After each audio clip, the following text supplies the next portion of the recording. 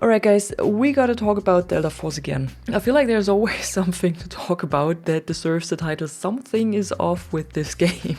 Because I can remember that I had the same title for video in the alpha already, and back then it was about the bots that were disguised as real players. It's kind of the same video again. Unfortunately, we have to talk about a similar topic again. Not the bots this time, but another topic where I'm thinking they're not completely honest with us. At the beginning, first few days I played, I thought it might be coincidence, but then over time it developed kind of a pattern that I recognized and that I'm sure that I'm not the only one who recognizes it. And this is mainly about the hit rate, dying in one frame, dying behind cover, and probably also SBMM. So we're gonna explore this a little bit.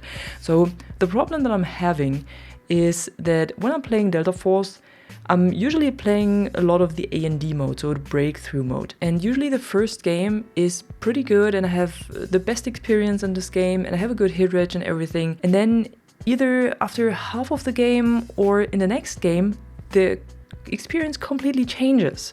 And I don't really know for what reason. So yeah, you might say, we have a cheater problem in the game, and this is what causes this gameplay experience. And yeah, we do have a cheater problem apparently, but this is more focused on the operations mode.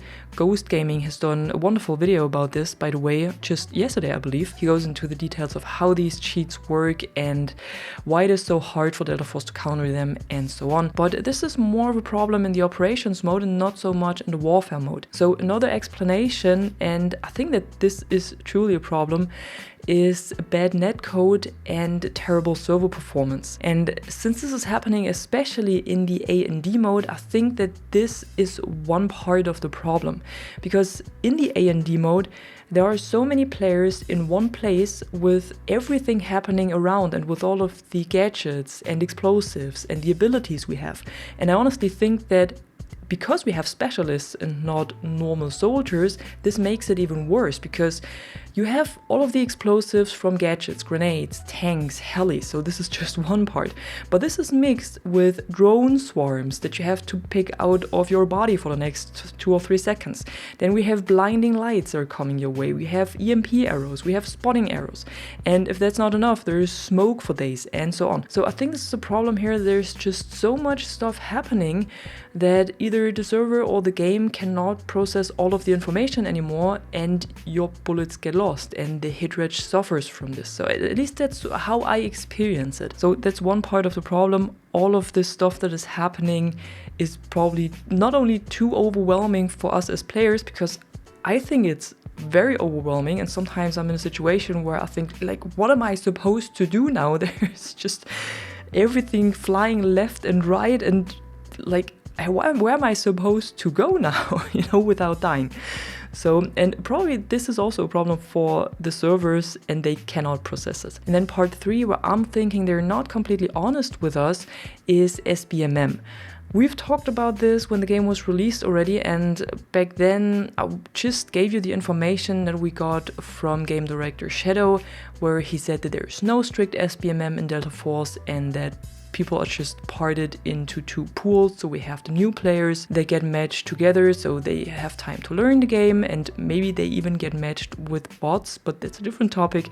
And then we have all of the other players that are in the second pool and they get matched together, and there is only a bit of a team balancer, but there is no strict SBMM going on. Now the problem is that a few days before we got this Q&A with Shadow, where he said what I mentioned before, we had an interview with the game design director, Ricky Liao, and back then he said that Delta Force has indeed an SBMM and that it works with several pools of players and not only the 2 that Shadow mentioned. So there's the question if that interview caused such a massive backlash within the community that they felt like they have to go forward with this and try to come up with a different explanation, like, okay, no, it's not as bad. Because what people connect to SBMM is that what they get is Call of Duty. Apparently it's not that bad in Delta Force. but it's also not exactly how Shadow described it, at least from my experience. Because like I said before, I have one good game with a ping of around 30, which is my usual ping, and then suddenly in the next match I end up on 50 or 100 or 150 ping servers. And at the beginning I thought, okay, I'm usually playing during the day, so during off-peak times when there are not so many players online, maybe it's because of that, there are just not too many players there to create a match.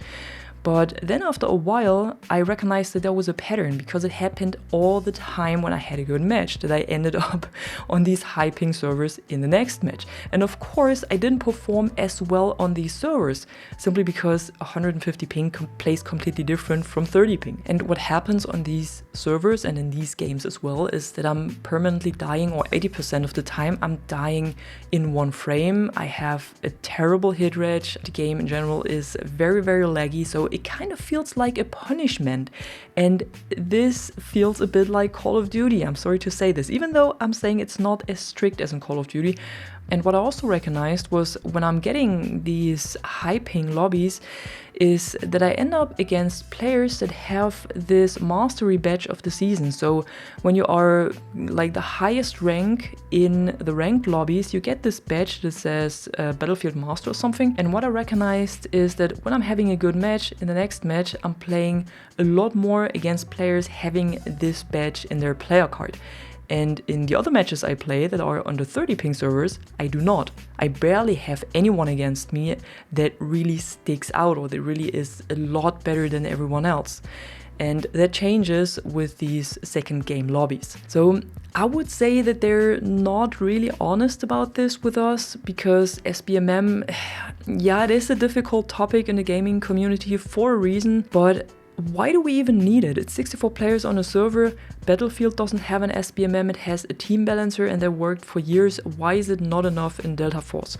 Why do we need an SBMM, especially one that, even though it's not as bad as Call of Duty, but that makes you feel like you're getting punished for having a good match? But that's just my experience. Maybe you can tell me in the comments below how your experience is. Maybe I'm talking complete bullshit and this is all just my own perception. I would also really like to hear Delta Force's side on this topic. I would love to hear them being completely honest about it and what kind of matchmaking they really use for this game, and also take feedback from the community and go into conversation with the community and just listen to them, how the player experience is, and then tweak this strict SBMM accordingly. And yeah, like I said, tell me in the comments below what your experience is, and if you enjoyed the video, don't forget to drop a like and subscribe, and I'm gonna see you in the next one, hopefully more positive video again.